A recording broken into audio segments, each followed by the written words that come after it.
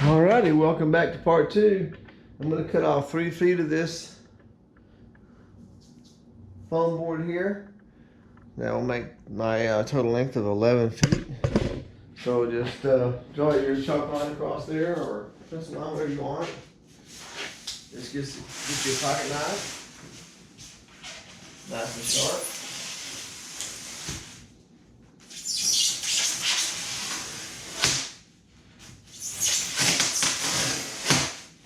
Be careful not to touch that blade after you just get through doing that, because it gets hot.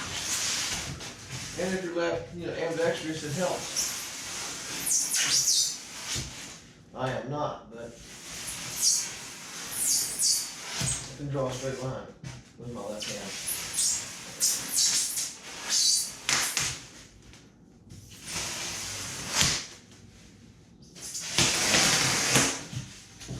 You'd be tempted to go ahead and break it, snap it off when it gets close, but don't do that. You want to keep as many straight lines as you can. You can see right there, my line is not exactly straight, but it's pretty close. What I'm going to do is I'm going to use a factory edge glue on.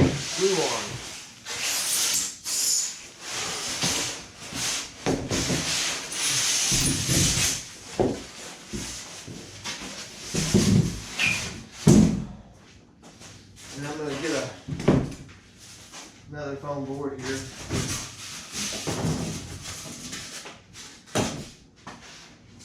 Where are y'all hanging? You're not a bad camera person, huh? But I don't. Okay. And get another foam board to put my work on.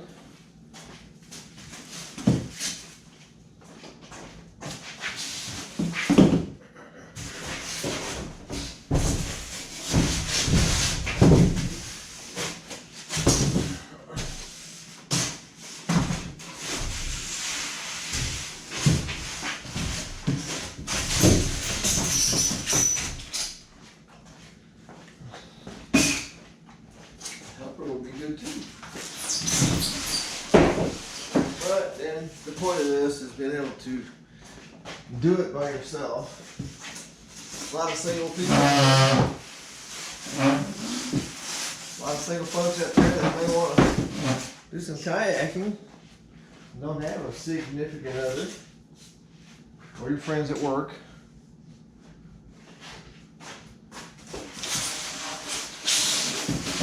We're not even doing the gluing today. Remember, I'm going to use the factory edge.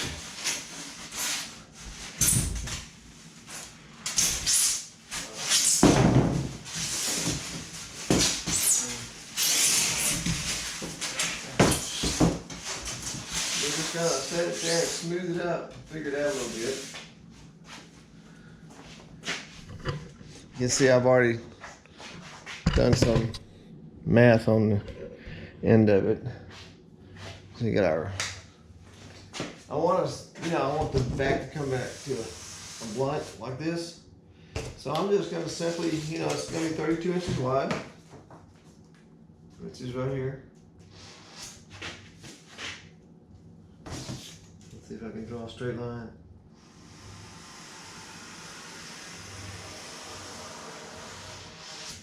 That's the total width in the middle, but not at the back end. Now let's say, look, let's just go 12 inches to here, and then 12 inches to here. That would give you basically an 8-inch transom, which is more than enough. Then you want to go out to the front. And figure your center. Figure the center. Half of 32 is 16, right? 32, if you're unsure yourself. You say there's 16. And you're here, there's 16. So that would be the pointy end of the boat. We could just draw this like that. Now what you want to do is get you something that's flexible and give yourself an idea what you want. for a front. You want a pointy front, or you need lots of space in the front? You come right about from here, like this. Let's see, that's 32, so this is just gonna be a general idea. Like that.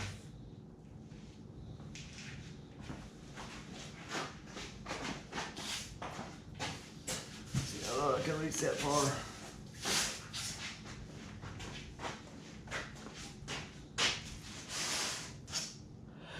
So what you want to do is once you get your measuring, your curve like you want it, measure to here, so that's about 37 inches.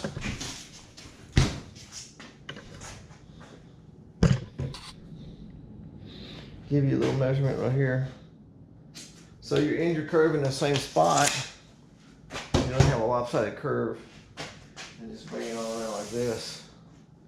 Now I'm not going to do that with my left hand because I can draw a straight line with my left hand, but not with my right hand.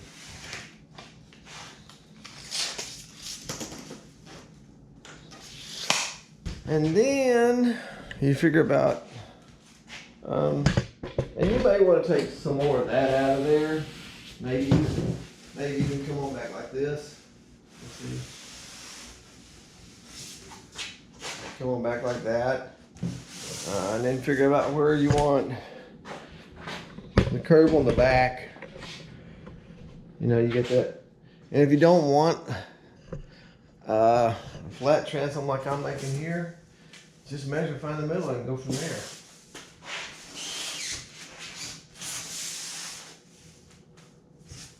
That factor isn't even square. Look at that. I wanted my hand cutting is more square. No, hand cutting is not going to be pretty either. Nope. To go with their terrible factory is. You can always fill that in. So remember, from here to here is the 32. If you can see that or not. 32. What you want to do is just take this and do your same sweep over like this.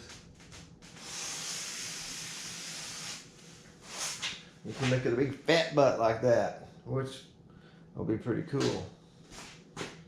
That just means it can haul more stuff, more stable. Now you can elect to cut this with a jigsaw,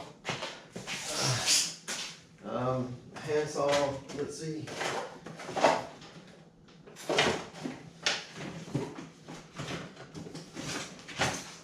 You can use a keyhole saw. This is from, you can get that at Home Depot. And that'll work pretty good. Just go slow and keep your saw up and down. So I guess you could lean a little bit, it might help you. Don't have to get too much crazy with it.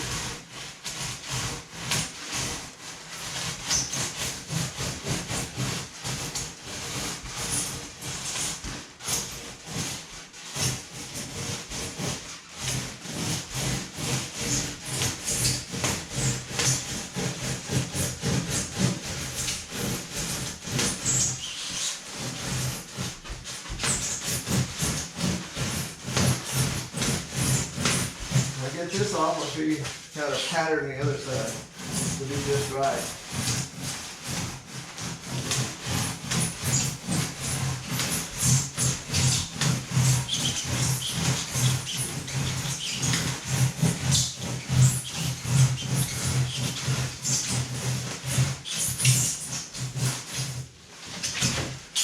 You have a jigsaw, you can do this with a jigsaw if you want. Make sure you're not cutting into your other products, which will be this here.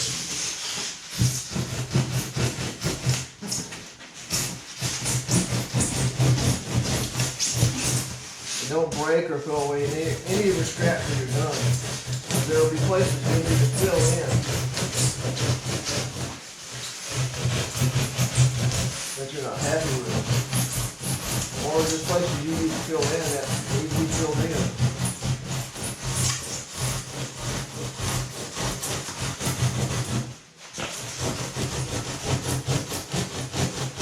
And it goes pretty quickly.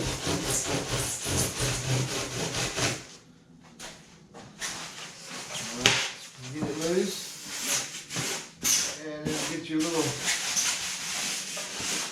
pieces off here. Don't forget to dust off before you go in the house. Your wife will call it end of your project, saying that you're making too big of a mess.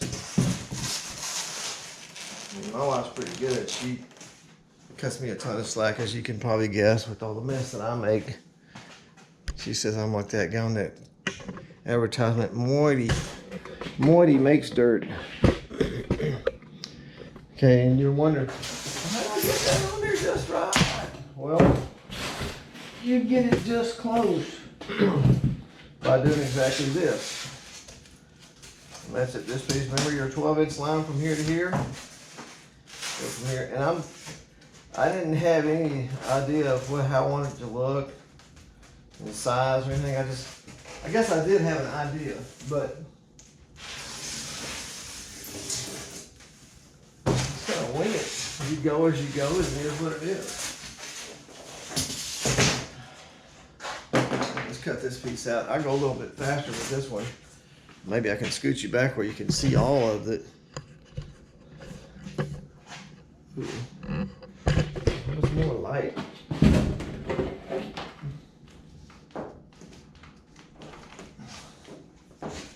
Alright. Let's go this direction here.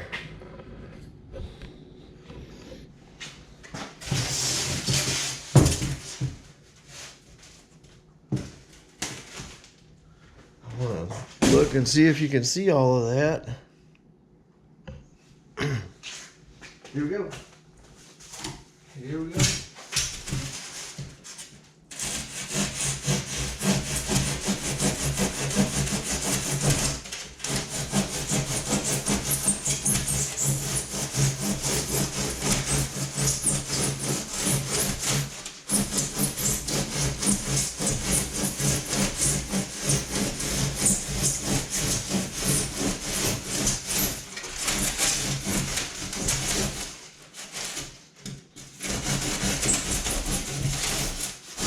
Sheetrock were this easy to cut, it would make my job so much easier. Like this.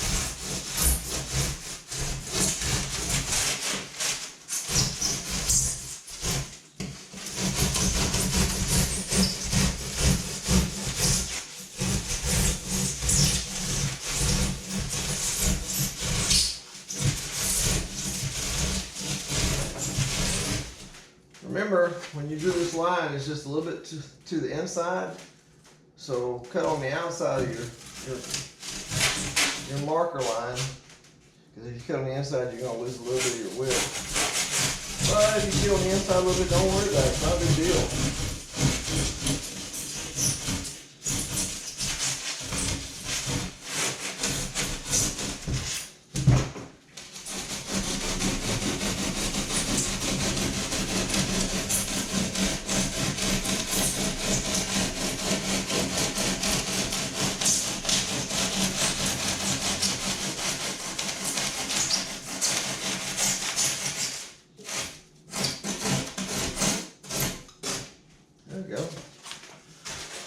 So there's my,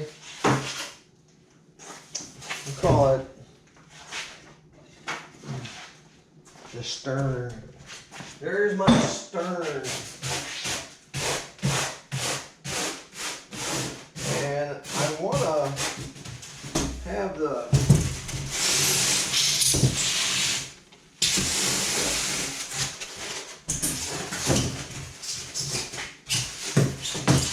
stern at the back. Stern's always at the back. Duh, back fly. I want to have the part that I have to glue together at the back, because I'm going to try, and when I build this, let's see. I don't know what the field of view is on this camera, really. Yeah, okay.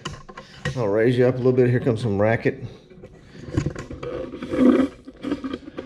What I want to do is I want to try and curve the bottom of the boat.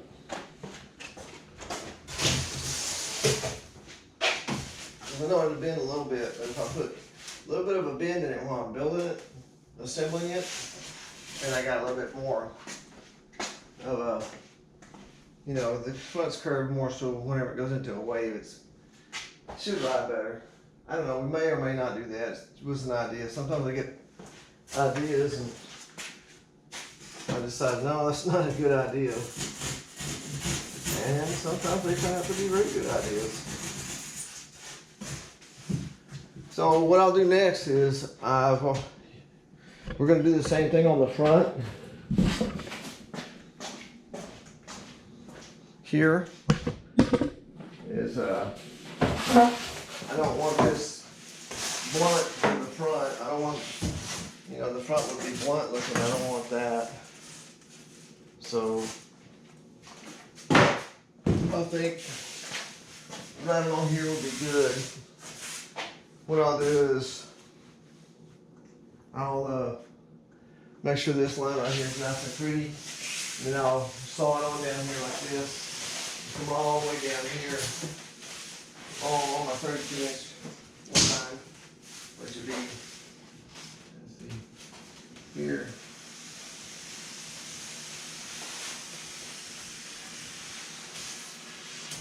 Yep, 32 inches. 32 inches from here to here. That should be a pretty stable boat. And then I'll take that piece and I'll flip it over to get my matching curve on this side. So, and I don't think y'all need to see that again, so I won't waste your time with that.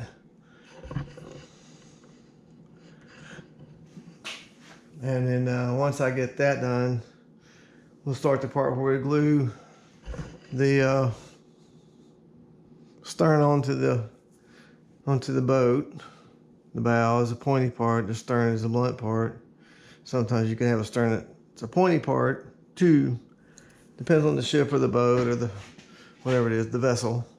So, okay. You guys hang in there, and I appreciate you watching. If you have any questions, ask me. I'll do the best I can to answer. If I can't answer, I know a couple of guys who I can get the answers from. So leave me a message, leave me a nice comment. I'll come to your